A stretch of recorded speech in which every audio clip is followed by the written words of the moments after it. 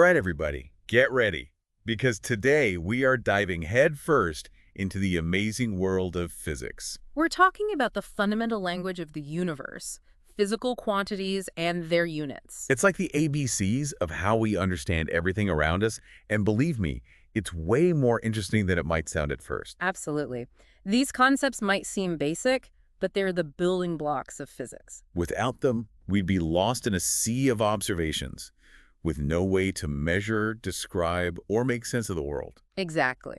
So let's start with the essentials. What exactly are physical quantities? Yeah, let's break it down. In the simplest terms, they're measurable properties of the physical world around us. Okay, so like length, mass, time. You got it. Those are perfect examples. And there's temperature, electric current, amount of substance. So basically, anything we can quantify and measure falls under the umbrella of physical quantities. Exactly. They are how we describe and understand the universe. So it's like having a universal language for describing the universe. Precisely.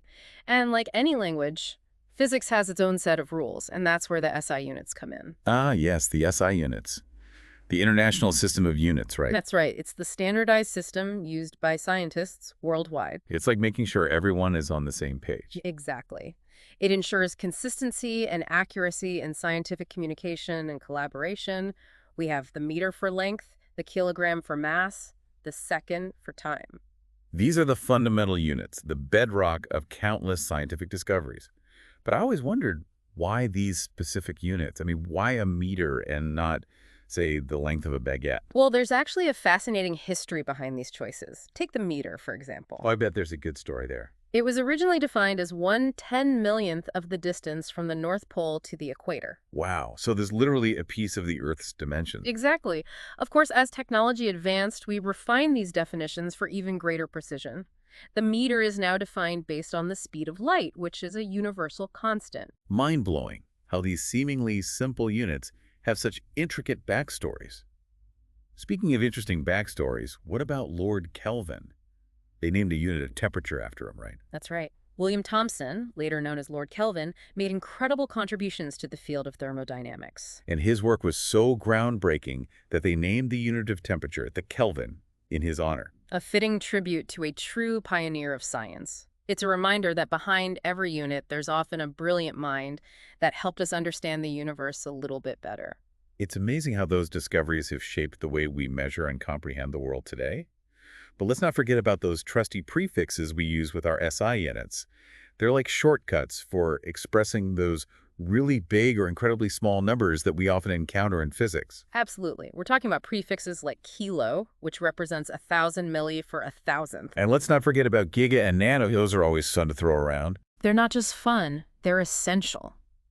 These prefixes simplify calculations and help us make sense of the vast scales we deal with in physics. It's much easier to say gigameter than to write out a number with, what, like 9 zeros after it. Precisely.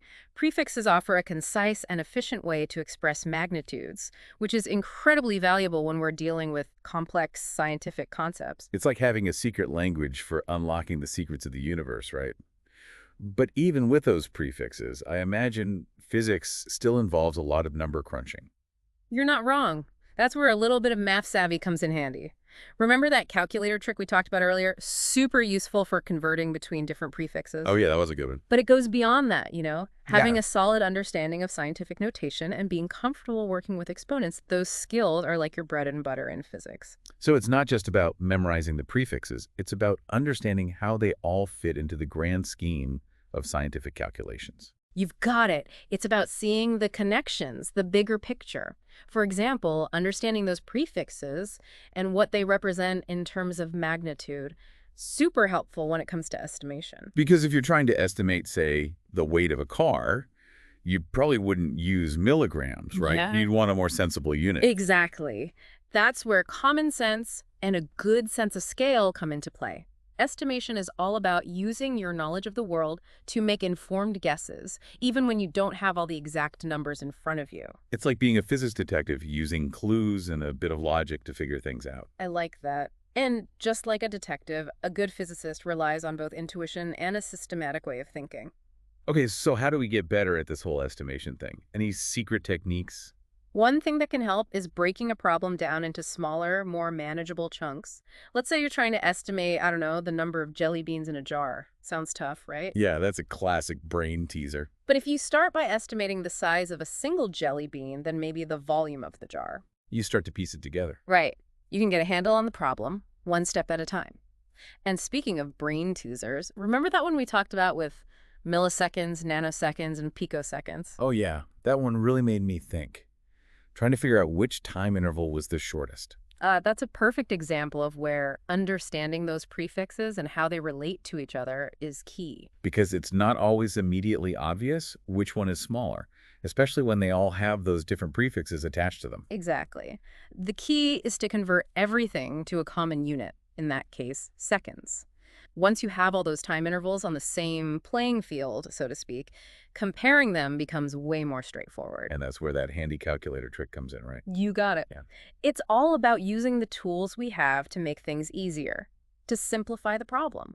But remember, estimation isn't just about getting the right answer, it's about building that sense of scale, learning to think critically about magnitudes. So even if our estimations are a little bit off, the process of thinking it through is still valuable. Absolutely. It strengthens your intuition, and it helps you understand the connections between different quantities in a deeper way. And that's what physics is all about, understanding those relationships. Yeah. Whether we're talking about something as tiny as an atom or as vast as, well, the universe itself.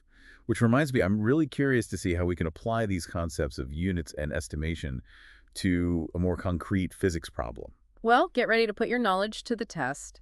Let's revisit that example we touched upon earlier, calculating the kinetic energy of an Olympic sprinter. All right, Olympic sprinter, kinetic energy. Let's do this. Sounds kind of intimidating, but I'm ready to break it down. It's all about applying those concepts we've been talking about. Remember, kinetic energy, it's the energy of motion.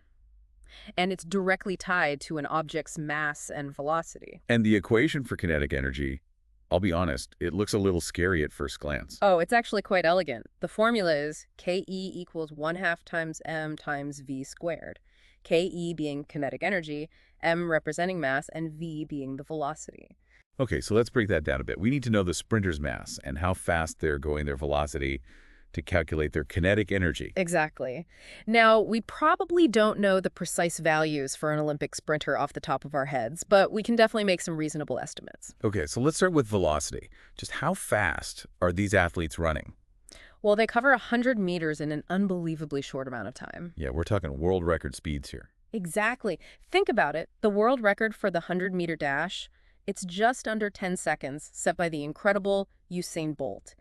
So for our estimation, let's just say a velocity of 10 meters per second. Okay, 10 meters per second.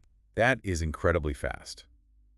All right, so we've got our velocity. Now, what about mass? How do we estimate that? Well, Olympic sprinters, they're incredibly strong and lean.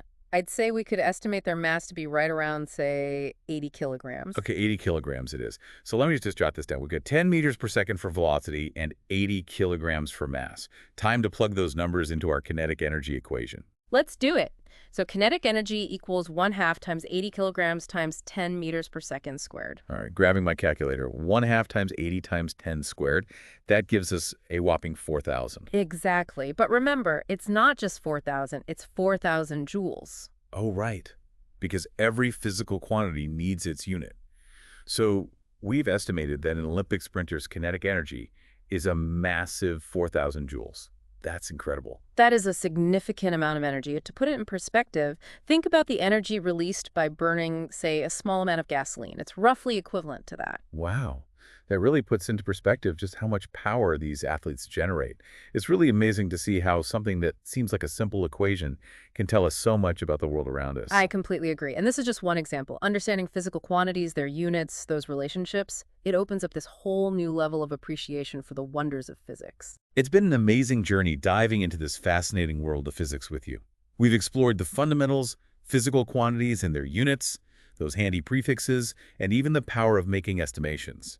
And we even tackled a real-world problem, figuring out the kinetic energy of an Olympic sprinter. Not bad for a deep dive. And remember, physics, it's not some abstract concept. It's all around us. It shapes our everyday experiences, from the way things move to all the amazing technology we use. It's a truly fascinating field just waiting to be explored. So true. The next time you come across a scientific measurement, take a moment, Think about the units involved, what those scales really mean, the stories they tell. Embrace those aha moments, and never stop asking questions about this incredible